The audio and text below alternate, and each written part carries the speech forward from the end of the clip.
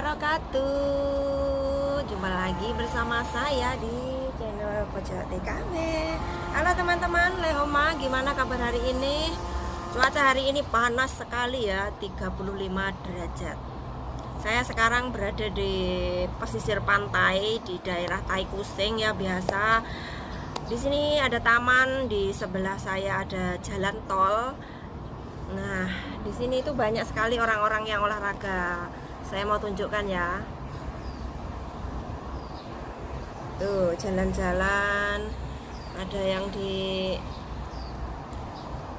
sana. Jadi di sini itu dekat pantai, tapi biasanya itu digunakan untuk area olahraga ya, buat siapapun di sini boleh berolahraga. Itu bisa pagi, siang, malam, tengah malam pun boleh, di sini nggak akan ditutup. Nah, ini itu namanya taman apa yo? Guari Baipak kalau nggak salah. Guari Baipak atau apa ya? Jadi taman ini gede pol teman-teman.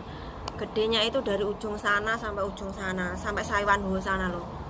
Rumahku ini kan Tai Kusing ya, Tai Kusing itu nanti ada dekatnya itu ada Guaribe dan dekatnya lagi ada Saiwanho. Nah, taman ini terbentang luas dari ketiga kota ini ya. Jadi ini adalah kota Taiku, kota Guaribe dan kota Saiwanho.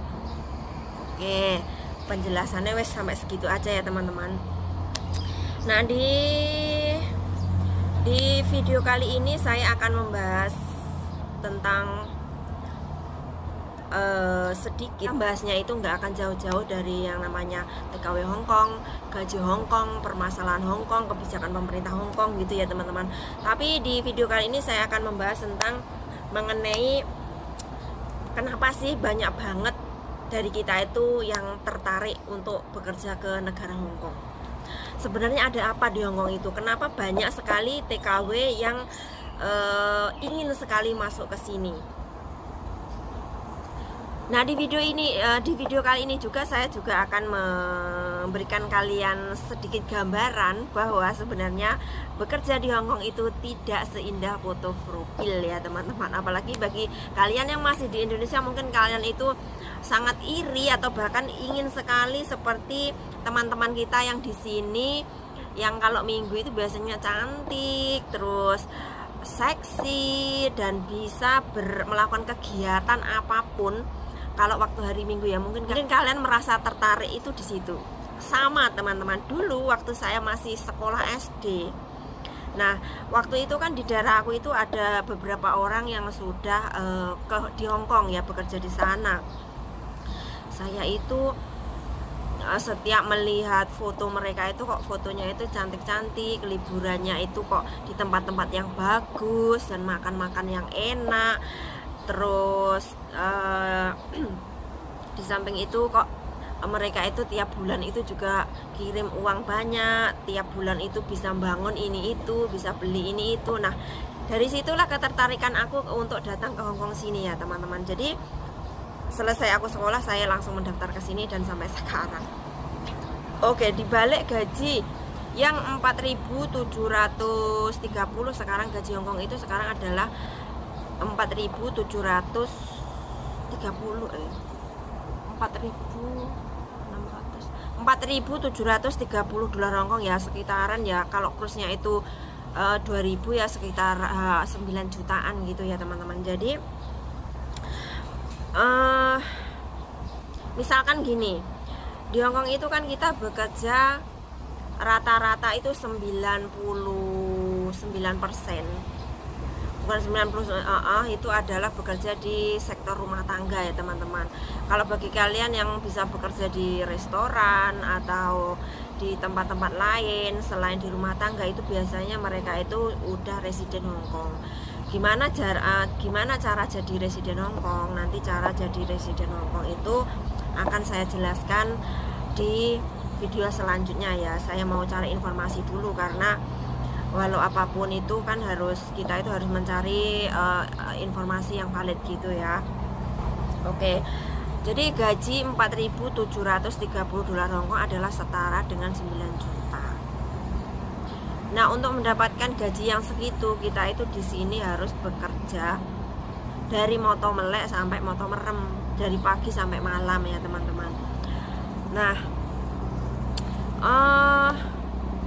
jika kalian awal mula datang ke Hongkong sini, biasanya itu kamu itu pasti akan diajari sama majikan cara mengerjakan ini, terus cara mengerjakan itu, cara membersihkan ini, cara membersihkan itu. Karena apa? Karena setiap keluarga di Hongkong itu memiliki aturan yang berbeda-beda.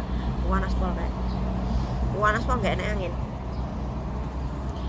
Karena memiliki aturan yang berbeda-beda itulah maka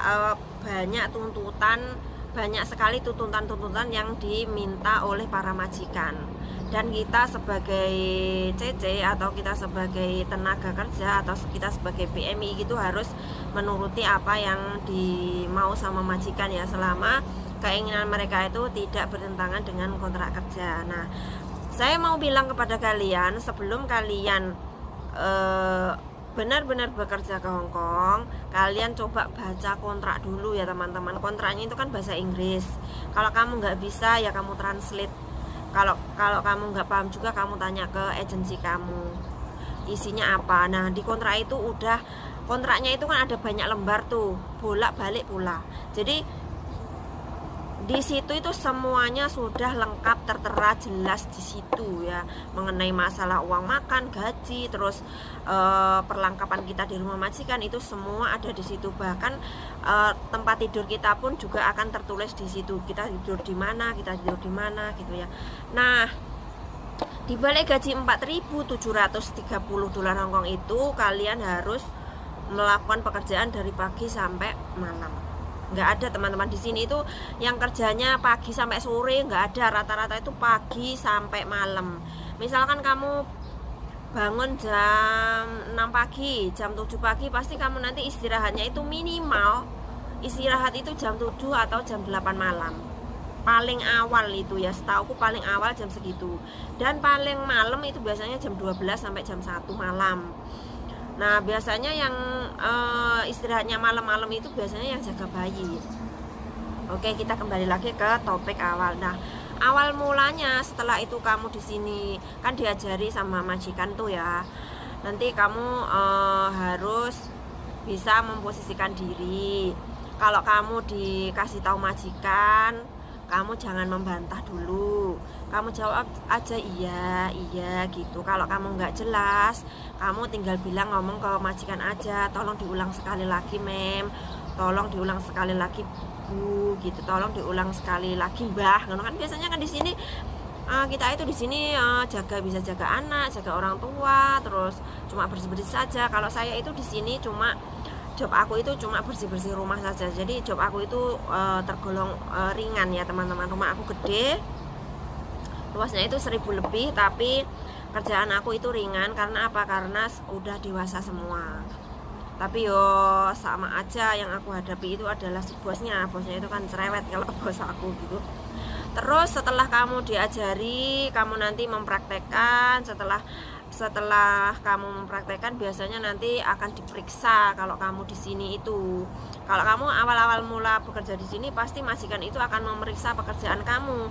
Nah, kapan kira-kira majikan itu mulai memeriksa kerjaan kita? Biasanya itu awal kita masuk sampai 6 bulan ya teman-teman, atau bisa atau kurang lebih itu 1-3 bulan itu majikan pasti akan mengawasi kerjaan kamu. Setelah itu biasanya majikan udah memasrahkan semua pekerjaannya itu kepada kamu.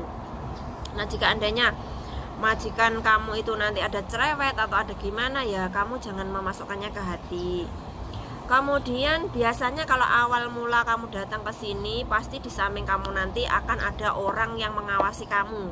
Kayak satpam gitu loh teman-teman. Jadi kamu jangan merasa risih ya, kamu kerjakan aja pekerjaan kamu dan biarkan dia mengawasi, biar dia itu tahu kualitas kerja kamu itu seperti apa. Dan kalau kamu diingetin sama majikan, kalau kamu misalkan dinasihati sama majikan, kalau misalkan kamu dikomplain sama majikan, kalian jangan marah, kalian jangan berkecil hati ya, anggap aja itu ujian lah. Karena kita itu untuk mendapatkan gaji yang segitu banyak itu, kita itu harus bekerja ya seperti itu ya. Itu adalah udah resiko kalau menurut aku.